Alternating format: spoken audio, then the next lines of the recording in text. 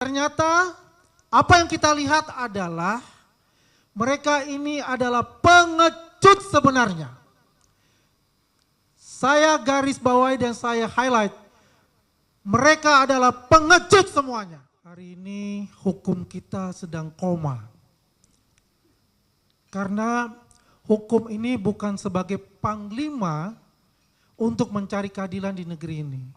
Tapi politik telah menjadi panglima. Karena hukum itu adalah produk politik untuk saat ini.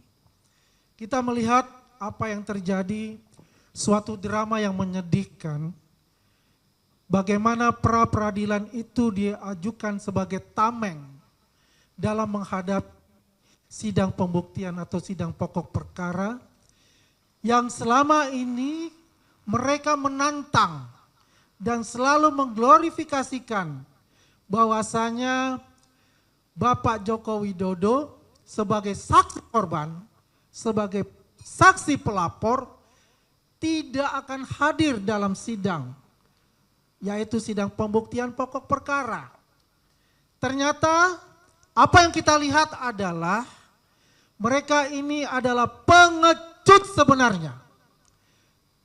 Saya garis bawahi dan saya highlight. Mereka adalah pengecut semuanya.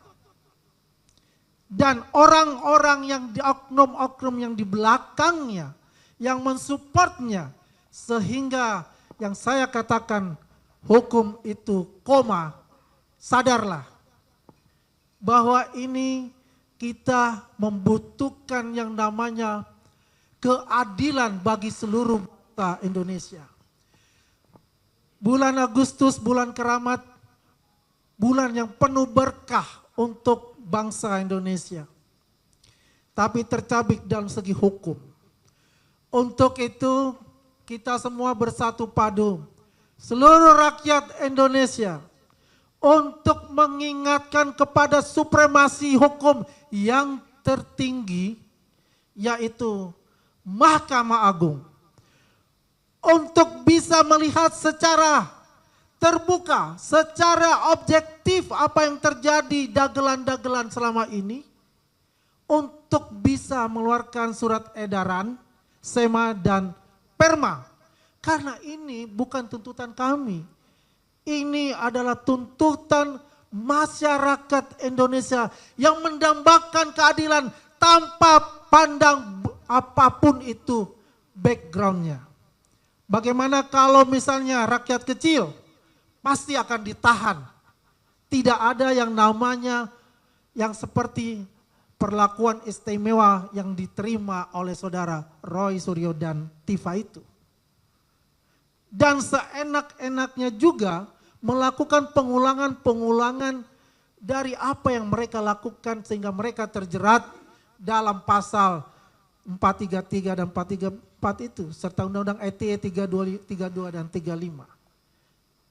Jadi saya juga meminta kepada Komisi Yudisial untuk bisa memeriksa semua hakim, baik hakim di PN Jakarta Timur maupun juga hakim di pra-peradilan sebagai hakim tunggal.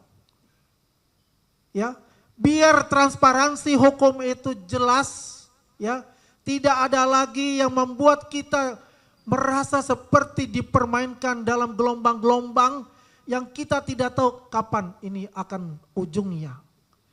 Jadi teman-teman, para mahasiswa, para masyarakat pemerhati hukum, dan seluruh masyarakat Indonesia menanti yang namanya kepastian hukum yang terjabarkan nanti dengan sidang dari Bapak Insinyur Joko Widodo di pokok perkara. Karena drama-drama ini melebihi dari drama-drama Korea ataupun drama Cina, ini sudah 2 tahun dan tidak ada kepastian sampai di mana ujungnya. Yang jelas petisi ahli di sini, Peradi Bersatu, tim kuasa hukum Merah Putih, ya, dan seluruh kawan dari Joko Widodo dan juga teman-teman di luar sana, pemerhati hukum, pemerhati demokrasi, Kita harus lawan dari hal-hal kecurangan-kecurangan, dari hal-hal yang menggerogoti ya dari hak asasi manusia yang mereka lakukan di atas dari pembenaran-pembenaran mereka yang melawan dengan hati nurani kebenaran-kebenaran dari kita, dari saksi korban, dari masyarakat seluruh Indonesia. Kita lawan untuk itu, setuju?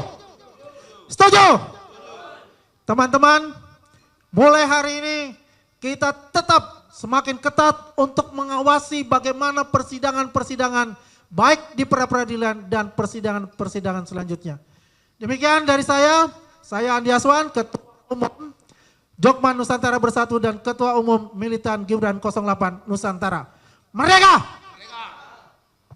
Ya, terima kasih Bapak Andi Aswan yang begitu menggelora ya, karena memang mengawal kasus Bapak Insinyur Joko Widodo bukan hal yang mudah, karena banyak dinamika apalagi transformasi dari KUHP lama ke KUHP baru, sehingga kadang kita lupakan bahwa substansi perkara penggunaan prosedural adalah hak penggunaan prosedural itu memang adalah suatu hak. Tetapi sekali lagi saya garis bawahi bahwa mereka hak prosedural tersebut tunduk pada asas kepastian hukum. Itu sudah tidak bisa ditawar dalam negara hukum. Sehingga kalau ada yang melakukan ini dengan alasan hak prosedural, tetapi itu tidak tunduk kepada kepastian hukum itu sendiri, maka itu dianggap melecehkan hukum itu sendiri. Nah, selanjutnya saya akan serahkan kepada Bang Freddy Damanik di sini sebagai pemerhati hukum dan juga adalah relawan Bapak Insinyur Joko Widodo. Waktu dan tempat saya persilakan. Terima kasih. Saya Freddy Damanik, teman-teman, Sekjen DPP Projo. Sudah banyak yang disampaikan, udah habis sebetulnya, tapi saya mencoba beberapa hal lagi. Tadi udah disampaikan tentang proses yang terjadi di Pengadilan Negeri Jakarta Timur. Saya melihat justru lebih progresif lagi. Ya, kami ya khususnya Projo, ini sudah saya sampaikan, justru melihat ada dugaan obstruction of justice di sini. Ada upaya, ya kami duga ada upaya menghalang-halangi proses penegakan hukum. Ya, baik khususnya dalam proses persidangan, proses penuntutan. Kenapa? Tadi sudah dijelaskan oleh Bang Pitra. Pokok perkara sudah didaftarkan dan sudah dijadwalkan persidangan. Ya. Kemudian belakangan dilakukan prapit yang tidak berdasar. Nanti saya jelaskan prapit yang tidak berdasar ini.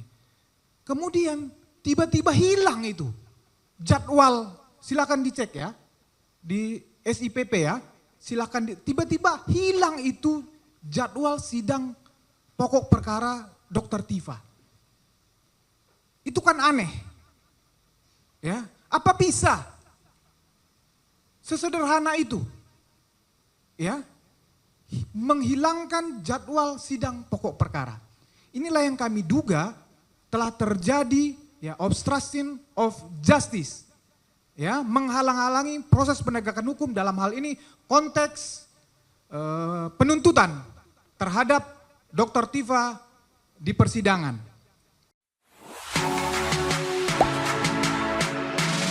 Gak sempet baca? Dengerin aja, klik icon text to speech di okezone.com.